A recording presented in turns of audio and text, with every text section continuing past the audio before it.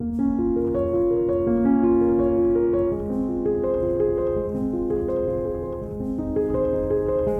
sunset was beautiful that September night.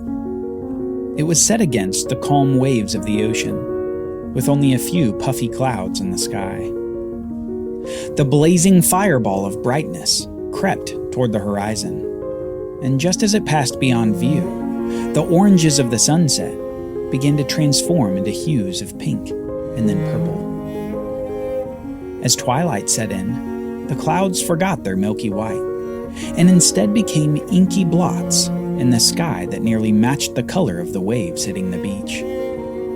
And soon, the sky was darkened, alit by only the distant twinkling of stars, forming the constellations of the night.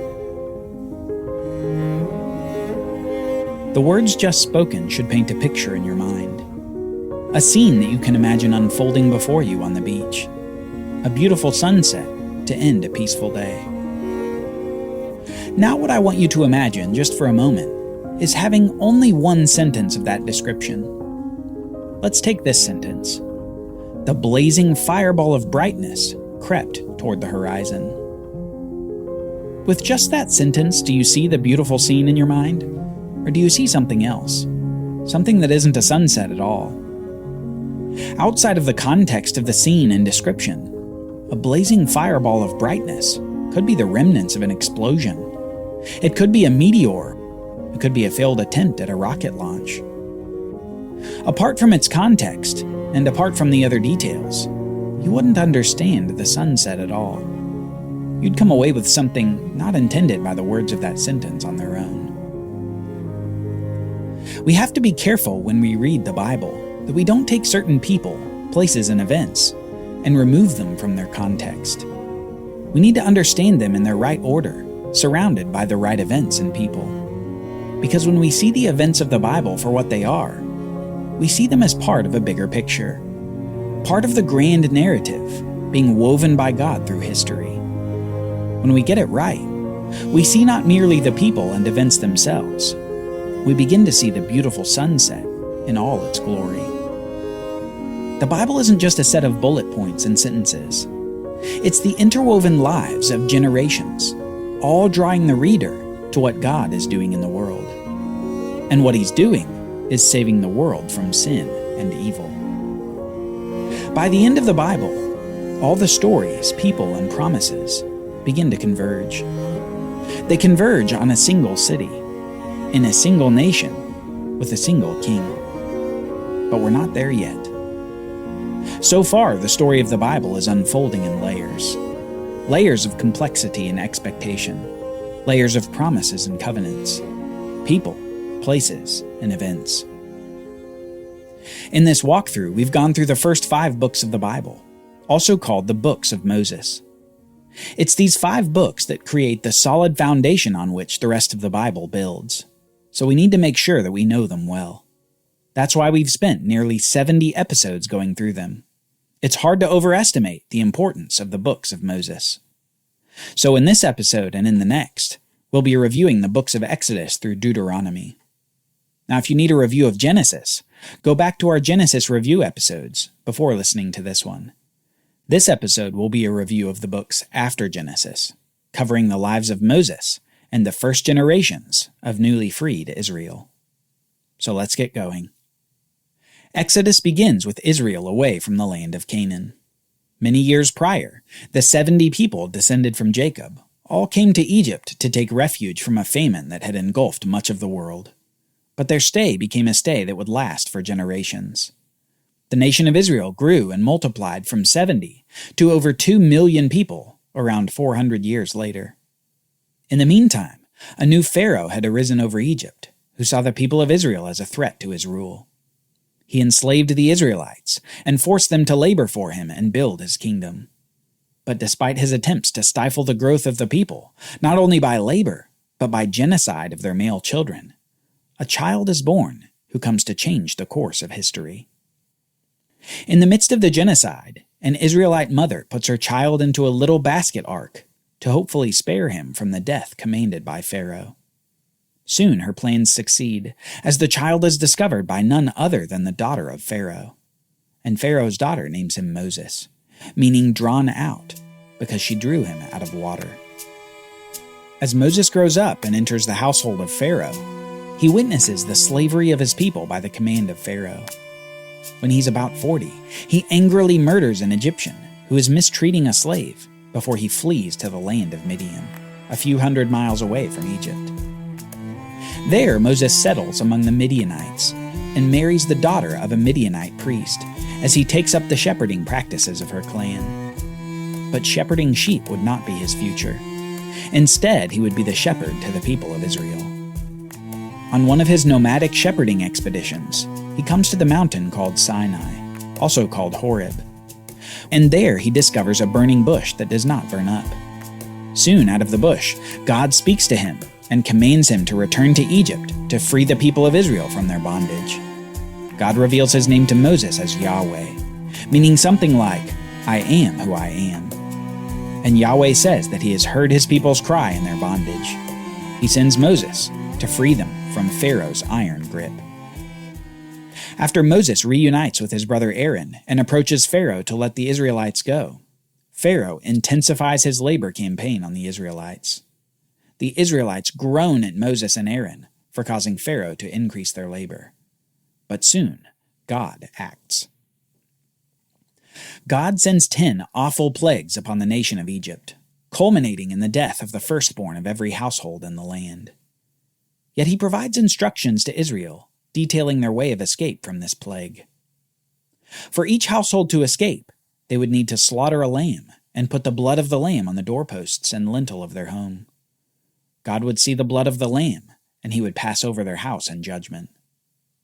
This great event would be the basis for 2 holy feasts for the nation of Israel, the Feast of the Passover and the Feast of Unleavened Bread.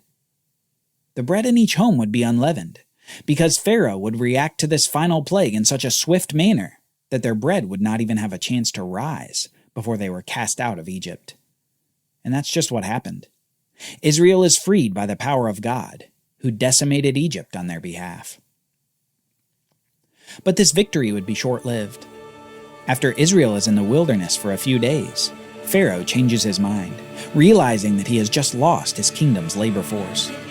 He sends his army, led by over 600 chariots after the people of Israel. And soon Israel is pinned, with the Egyptian army in front of them and the Red Sea behind them. But Moses encourages the people. He says, "Fear not, stand firm, and see the salvation of the Lord which he will work for you today. For the Egyptians whom you see today, you shall never see again.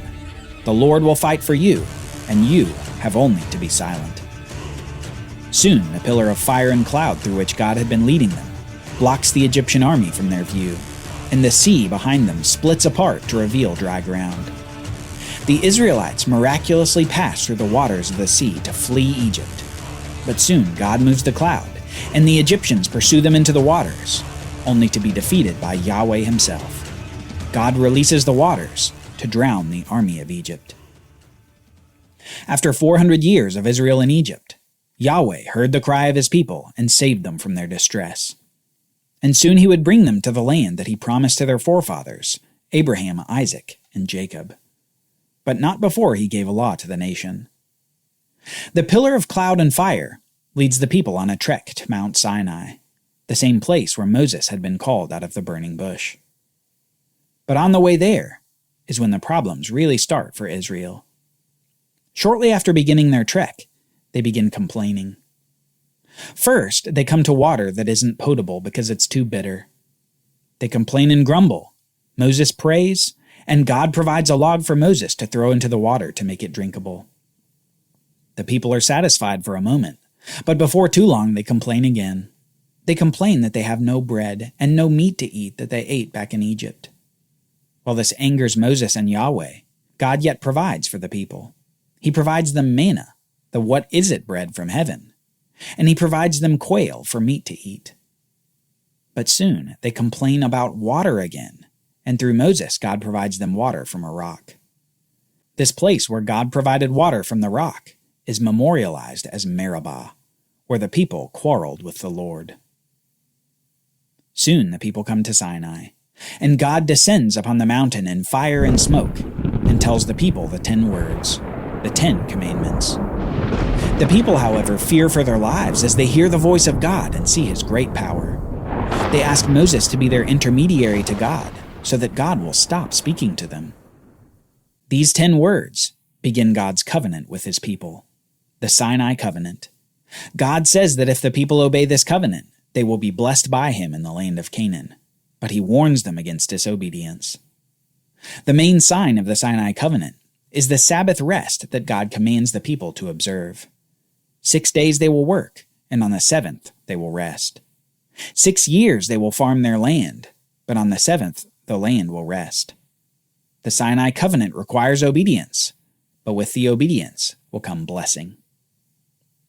After the covenant ratification ceremony with the elders of Israel, Moses then goes up Mount Sinai to hear more of God's laws for the people.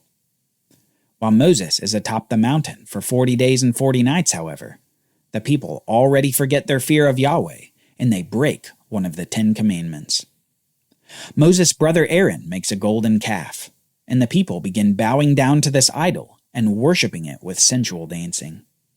On the mountain, God tells Moses of the people's sin and tells of his intention to destroy them all in favor of making a new nation through Moses. But Moses intercedes on behalf of the people in prayer to God. Soon Moses comes down the mountain and angrily breaks the stone tablets of the 10 Commandments in front of the people. It hadn't been but a few weeks, and the people had already broken the law that God had given them. After dealing with their sin and destroying the golden calf, Moses again goes up the mountain to hear additional instructions from God for another 40 days and 40 nights. He makes another pair of stone tablets and returns to the base of the mountain with a shining face from his time spent with God. Then the people begin construction on the tabernacle tent, commanded by God to be built for him to dwell in. The tabernacle is constructed as a place for God to be with his people, and yet to be separated from his people in the holy place of the tent, where only the high priest could go once a year after a blood sacrifice. Reminders of the Garden of Eden fill the tent in the artistry of the curtains and the implements. After construction is complete, God fills the tent with his presence as the pillar of cloud rests on the tabernacle. Soon, the people set off for Canaan. They set off for a new future in the land promised to their fathers. Or so they think.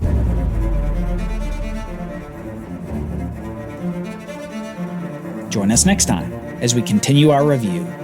Israel sends spies into the land, and the spies come back with their reports. Some speak of the goodness of the land. Others bring only fear.